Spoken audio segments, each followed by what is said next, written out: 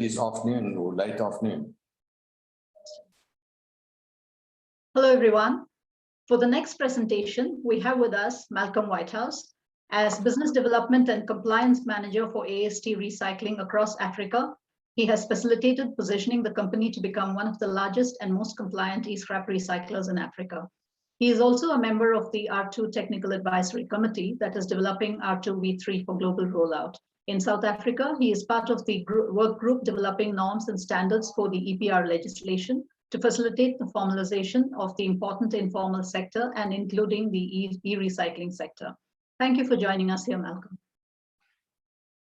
Thank you very much, Swalia, for the introduction, and welcome to all my esteemed colleagues, friends and fellow recycling enthusiasts.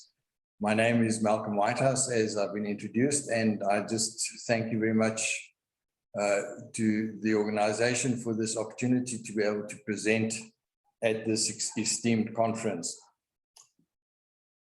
So the whole thing around e-scrap recycling in Africa is that it presents many challenges, as we can see with the picture, related to human and environmental health. And we sort of would like to say on the continent to the modern or developed countries that have been donating equipment to the continent over all these years in order to cross the digital divide, that they should come and take their stuff back and manage it themselves. And we're saying, no, that's not such a good idea. Let's rather take this and turn it into an opportunity whereby we can create jobs that are sustainable, and we can do enterprise development, and we can formalize the sector.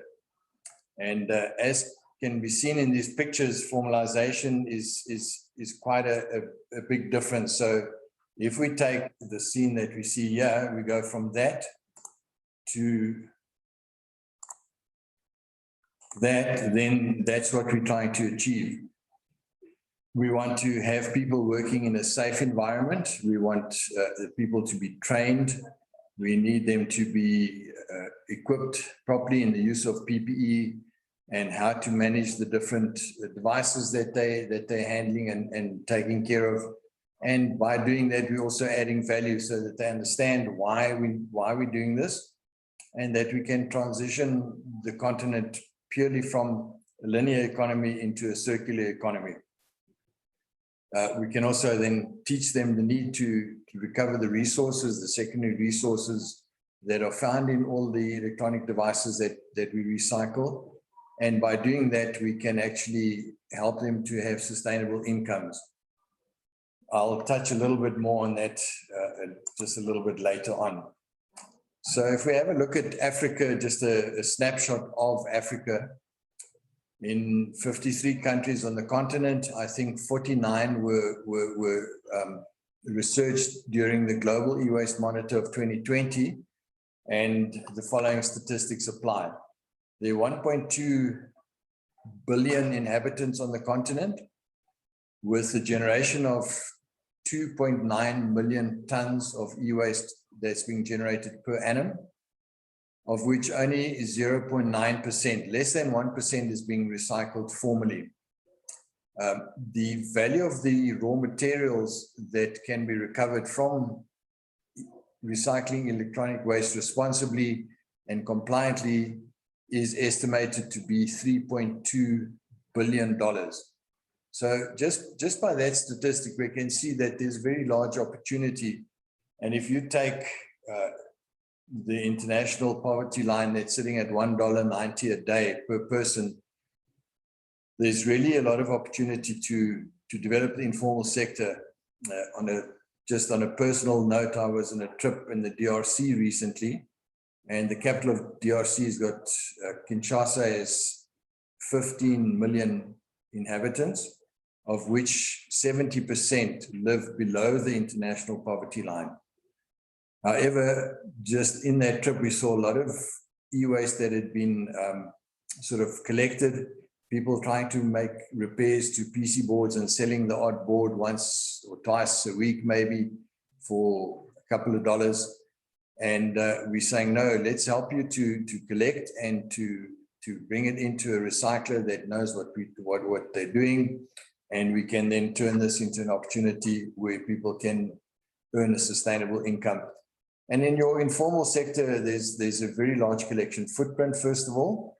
And secondly, most of the people in the informal sector only are concerned about money for paying for a roof over the family's head and to put bread on the table for the family.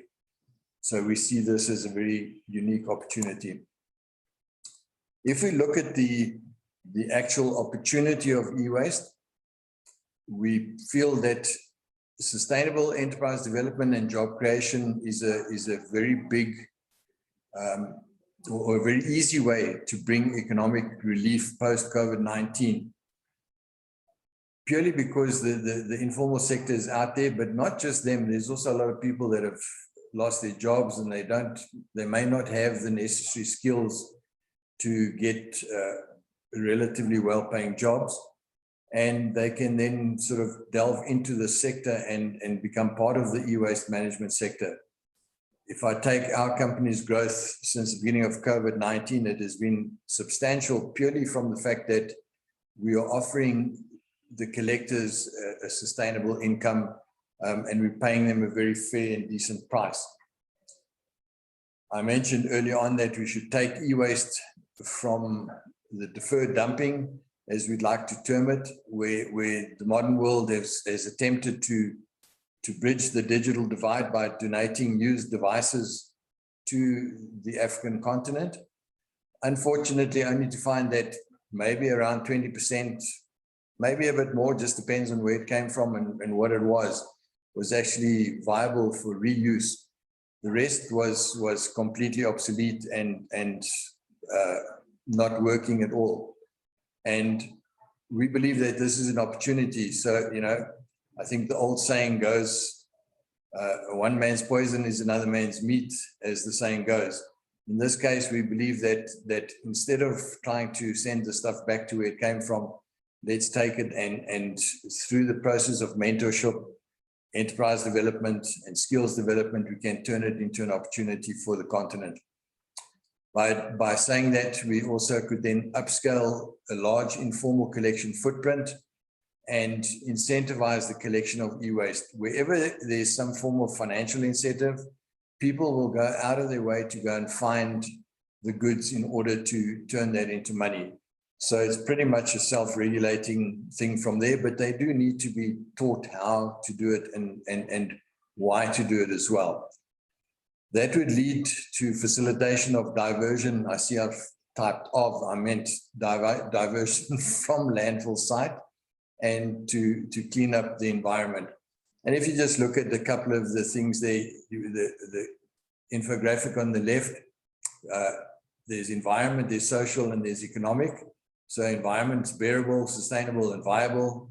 Social, bearable, sustainable, equitable, and economic, equitable, sustainable, and viable. So the key there is sustainable. And of course, there's the picture of the state sustainable development goals. And we could contribute quite largely to a number of those goals going forward on the continent. I believe the continent has an appetite for it, and we can achieve quite a lot. Then my last slide, the advances that we've made in this sphere. Currently, we have presence in South Africa, Botswana, Zambia, Zimbabwe, and Nigeria. We're looking at the DRC, and we're looking at Kenya, and we have probably around another 20 countries on our radar at this point in time. And during our strategy and our sort of excursions to the countries to look at what the advances are, we have found that there are quite a lot of advances in country around EPR legislation and the need to develop some form of legislation. There's about 5 countries that have adopted EPR already. But very often you find that there's a lack of skills and knowledge within the governments that have to do so. So it makes it a little bit more complicated. And, they don't really know what to do. So they take information that they can glean from global authorities. And we're saying, let's come in from from an African perspective, we're on the continent, we've been doing this business probably collectively, we have about 100 years of experience, and we can facilitate the implementation of that framework. We can help to develop it as well. As was earliest mentioned in terms of my introduction, I work on R2 TAC team. I also am working on a team locally in South Africa developing norms and standards for our own EPR legislation. And I was pretty instrumental over the last 6 or 7 or 8 years, even within the development of first industry waste management plans related to e-waste and then to the new EPR legislation. So with that skill and knowledge, we can go in country and we can facilitate implementation of proper legislation.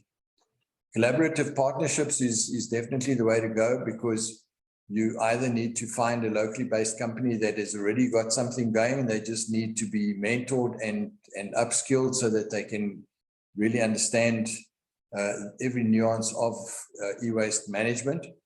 Because, for instance, I found a company in the DRC that was very well set up, but they lacked a lot in terms of the skills needed to maximize value of the fractions of e-waste once they dismantled it.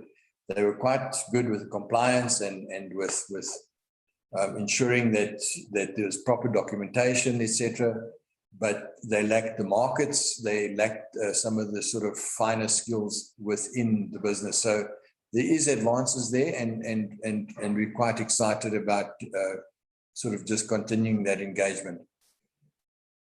Then, in terms of compliance, facilitate the implementation of compliance best suited to in-country requirements, because each country has a different legislation and they have a different sort of approach to certain things. But as the governments are custodians of e-waste management, like they are globally, they need to be helped, and they need to ensure that whoever plays in that space does so according to global best practice and standards. In our case, again, we draw on the fact that we fully ISO 9, 14, 27, and 45,001 certified. So we take those standards and we apply them to the operations that we currently have in Africa.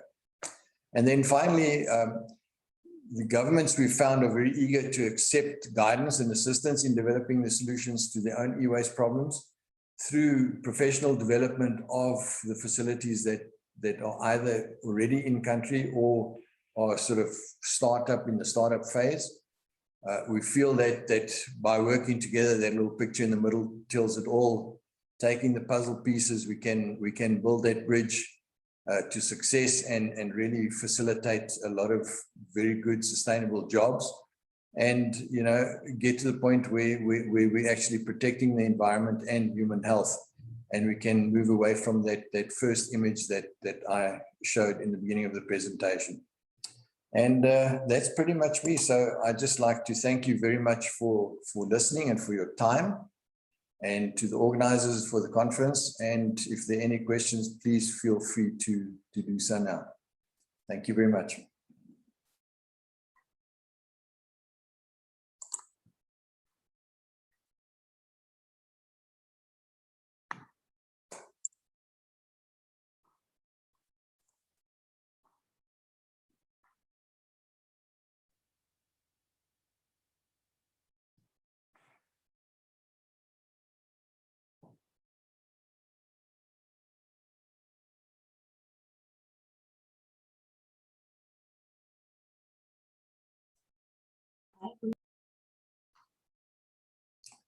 Thank you very much. That's basically a wrap. And if there are any questions, please feel free to use the chat to post your questions.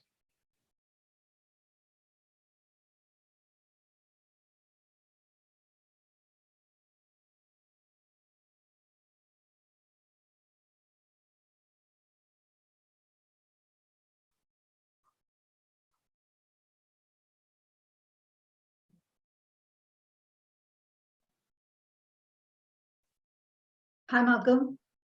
Hi. Sorry, a technical glitch. Yeah, there don't seem to be any questions at the moment. If anyone has any questions, please do write to us and we can forward it to Malcolm to get his responses. Thank you very much, Malcolm, for your time. Thank you. Thank you very much. Much appreciated, Solia. Thank you. Bye-bye. Bye-bye.